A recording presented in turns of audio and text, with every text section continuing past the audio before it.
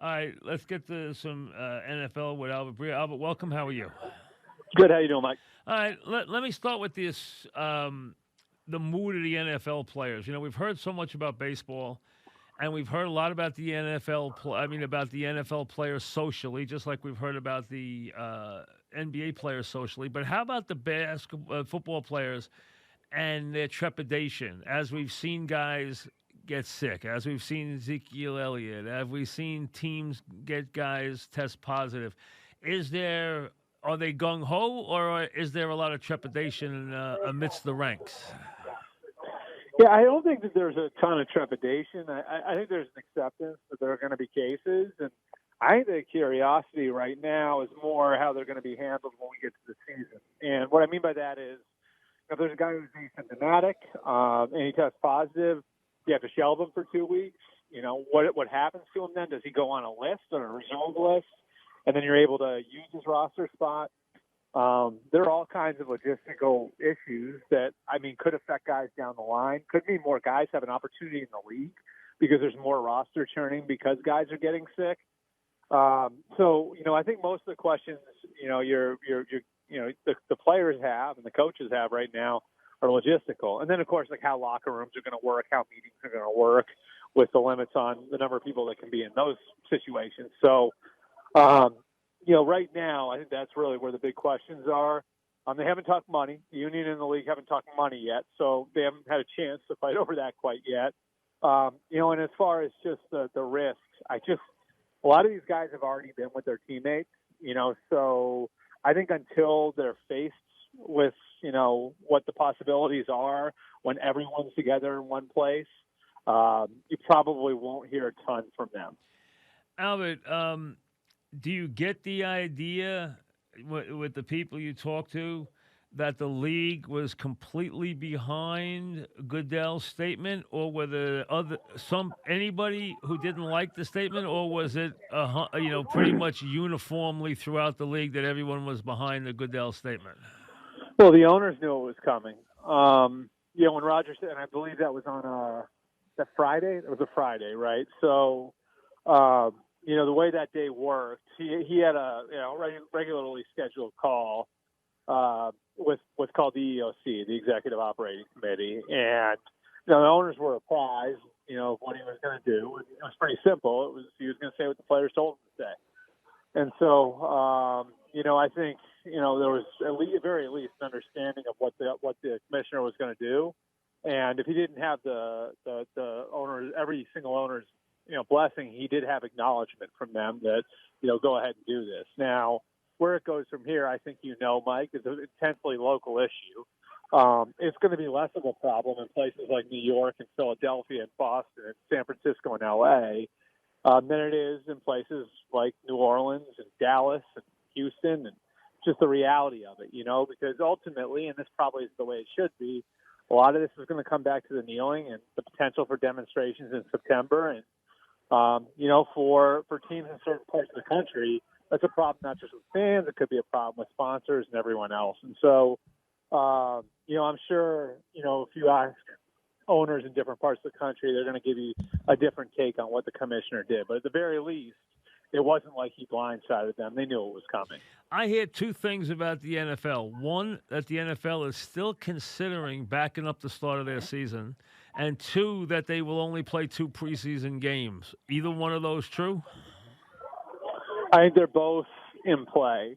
I think the cancellation of preseason games is something that's very much going to be in the discussion. And they didn't want to play 4 anymore, right? They don't really want to play 4. So here's the issue, though. And look, like part of it is going to be, you know, when they can get the players to report. Like, so the players in the CBA have it where they don't have to report till 47 days before the season starts, which for most teams is July 28th. And the Joint Committee on Health and Safety is recommending a 2 to 3 week acclimation period, which would add a week or two onto the run-up into camp. And so they've got to find a way to create those 1 or 2 weeks is the problem. And so if they can't get the guys to show up early, well, then that backs the schedule up, Right. a week or two, and that creates the issue. So that's where you would be Do talking you about think the canceling. feeling is, well, there's three things I've heard about. One, they don't think they'll be ready, but the other two things are, one, it's going to be a very congested time with playoffs and everything early in September. Yep. Number two, it gives them a time to back it up for them to get a therapeutic and then get everybody back in the stands. So it gives them it buys time. Plus, they've always wanted to play the Super Bowl in late February anyway. So from that Right. standpoint, the October 15th schedule works for them pretty well anyway.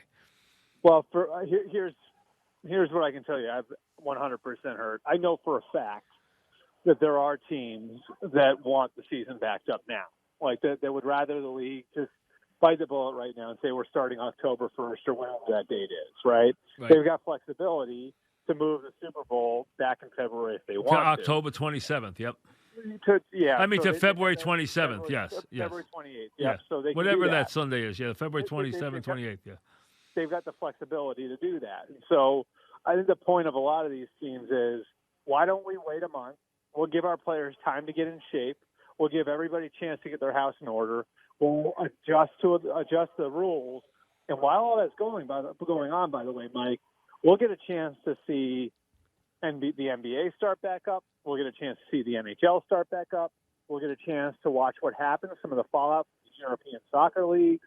Maybe baseball starts back up. I know things look bleak there, but it would give them a chance to kind of observe what's happening in the other sports as well.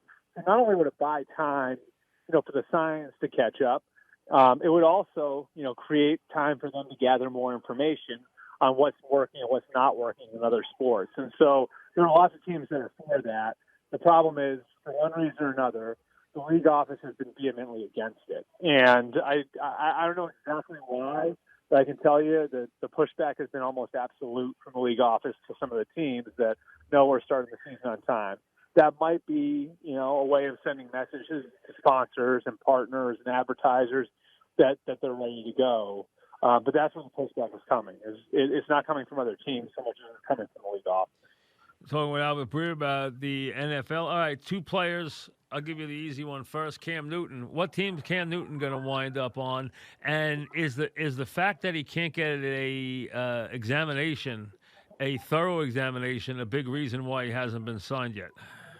I think it's a reason. I think it's like the fact that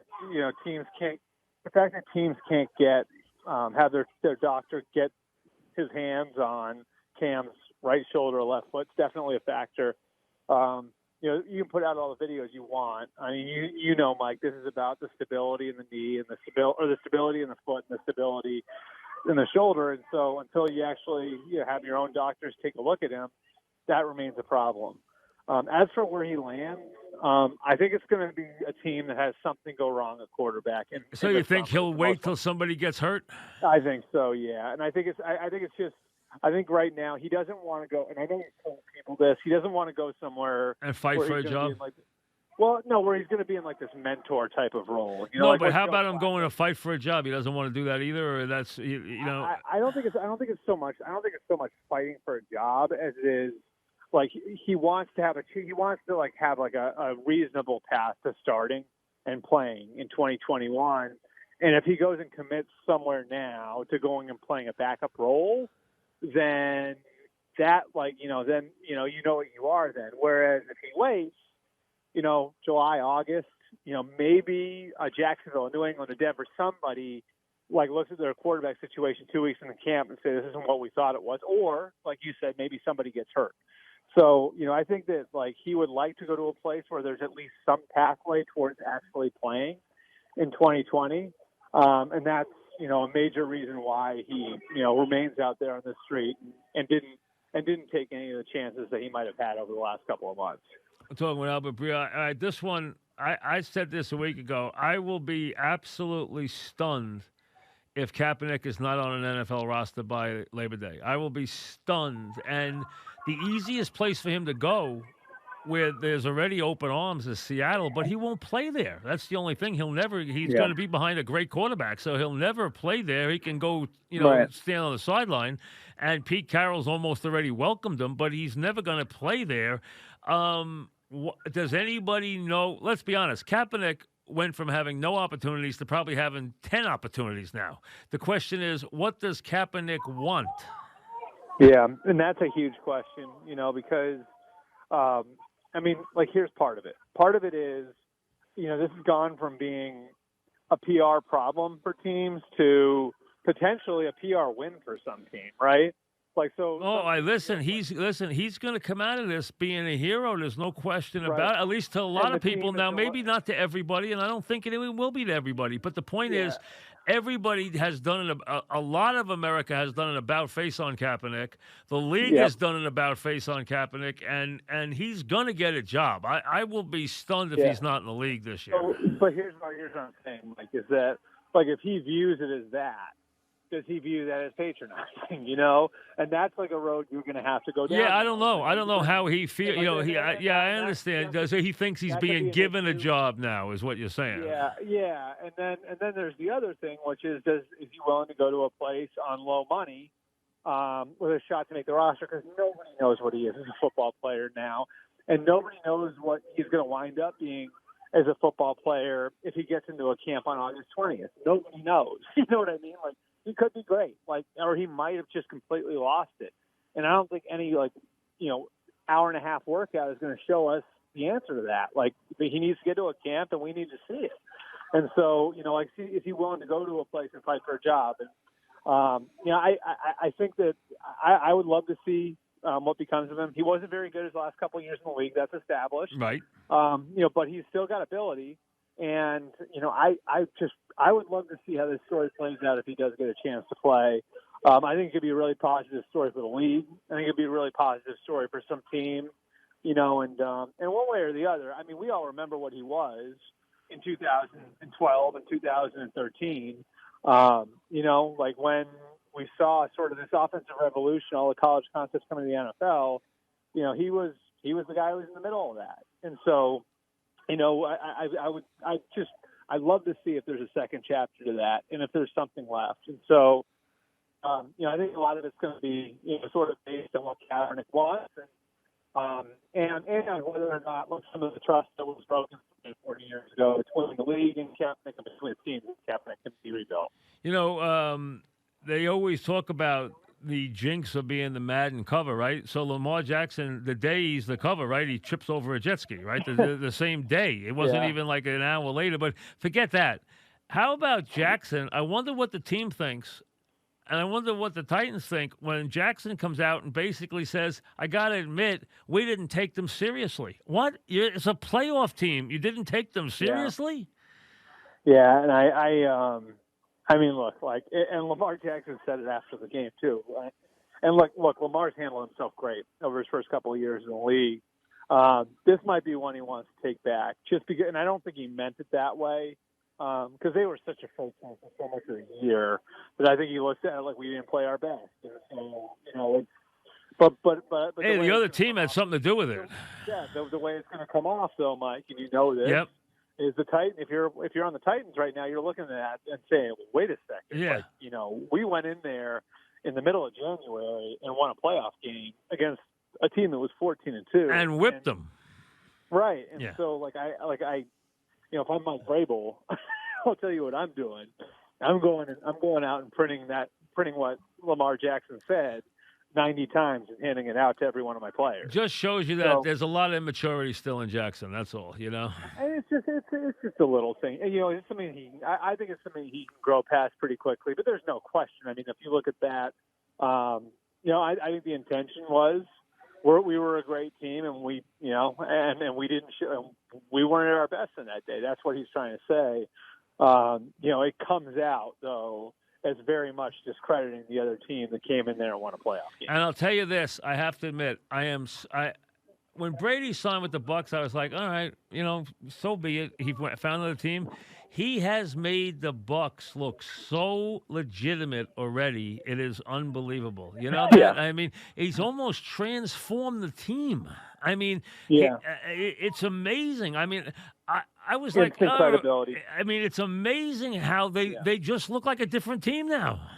Yeah, I mean, just instantly credible. And it's I think so much of it speaks to the importance of that position and how that position sets the tone for the entire roster. And it's like the players want to be. It's like the players want to prove they deserve to be around them. It's almost like it's amazing. The reaction's been unbelievable on that team.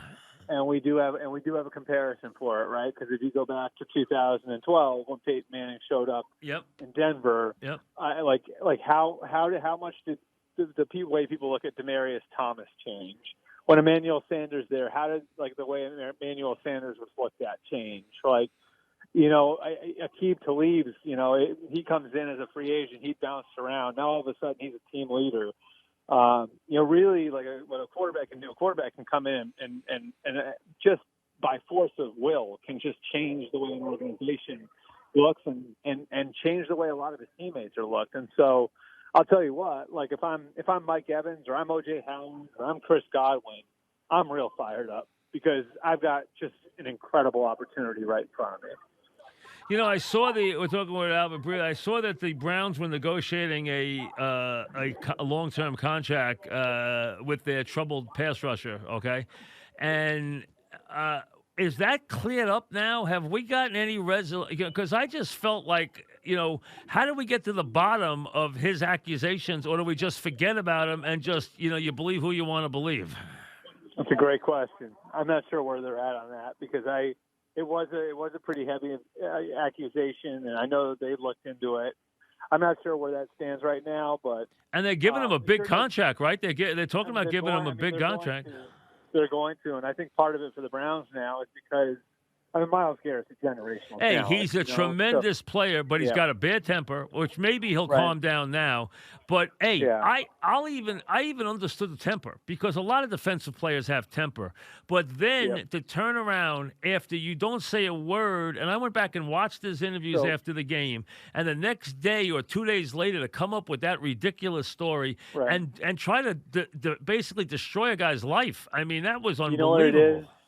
But you know what it is, Mike, is it's a guy who was a super recruit coming out of high school, was the number 1 overall pick in the draft, who grew up in that environment in Texas where, high school football players are like gods where they grew up, And it's just, it strikes me as a guy who's sort of been able to do whatever he wants.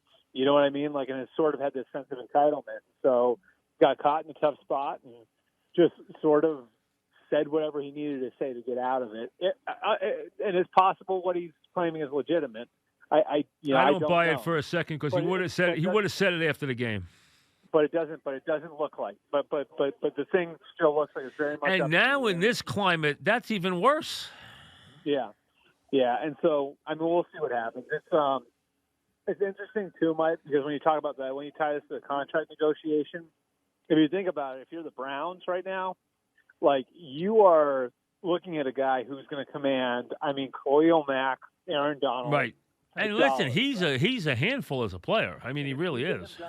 If you get him done now, right, maybe because he's a little bit low right now, maybe you get a little bit of a discount versus what you would have paid otherwise. I'm not saying it's a huge discount, but maybe you get him in and you sign him you sign him long term for a little less than you would have to pay a year from now if he gets his act together, has a great year. Because, between now and next year, you could see Joey Bosa getting a new contract. You could see Jalen Ramsey getting a new contract. There are lots of defensive players that are going to command huge dollars over the next 12 months. And so the Browns can get in front of that and maybe take care of a guy right now before, he rehabs his image, before he gets back on his feet as a player. You take care of him now. Maybe you get him under contract for a little less than you might have to pay a year from now. All right, what team are you hearing good things about, and what teams are you hearing bad things about? Wow, that's a great question. I think one thing that's under the radar that I really sort of have paid attention to what they've done the last couple months is the Falcons. And no one's going to pay attention to them because you have the Saints, now you got Brady and the Bucs in that division. Yep. But what Matt Ryan has done to almost create like an off-season program for his guys that didn't exist. And, Mike, I'm telling you, he's got a 9-week program of field work with his receivers with Calvin Ridley, with Julio Jones, with Hayden Hurst, who just came over from Baltimore. And with a new running back. And, and Todd Gurley's in there now, too. Yep. With a lot to prove. With a lot to prove. I sort of like how Atlanta's just lying in the weeds there. Raheem Morris now promoted to defensive coordinator. I think he makes a difference on that side of the ball. And so Atlanta would be one team that I would. And anybody on the downside? I'm just trying to think. And let me ask you, too, tell me, what are you hearing about the Jets and the Giants? Anything positive or negative? Yeah, I mean, I think for the Giants, this is truly a reset year. And, for Joe Judge, it's going to be about, a lot of guys in the league I talk to think the Giants are going to be terrible. Yeah, and I think I think there's going to be a lot of this year. It's going to be sort of thrown overboard to sort of reset everything. And if you look at their draft class, Mike, almost every guy they drafted had some sort of connection to Joe Judge through a coach that he knows. Andrew Thomas, well, Joe Judge worked with Kirby Smart at Alabama. Xavier McKinney, their second-round pick, he's a Nick Saban guy. Joe Judge is a Nick Saban guy. And you go on down the list, and almost every one of the guys had some sort of connection to Joe Judge. And that tells me he's bringing in guys he knows can be culture guys for him, and that this is going to be a reset year. And so I think this year is about two things. It's about establishing what Joe Judge wants from a program standpoint, and then developing Daniel Jones. And so I think the Giants could be the type of team where it looks a little funny for the first 4, 6, 8 weeks of the season, and then they get their act together late. As for the Jets, I mean, I think that this goes without saying, but there's a lot of people who are in a position to have to prove some things this year, and in no small part because Woody Johnson is going to be coming back from the United Kingdom, probably by the end of the year. Yep. And he didn't hire a lot of people who are in that building. Right, and they'll be leaving quickly.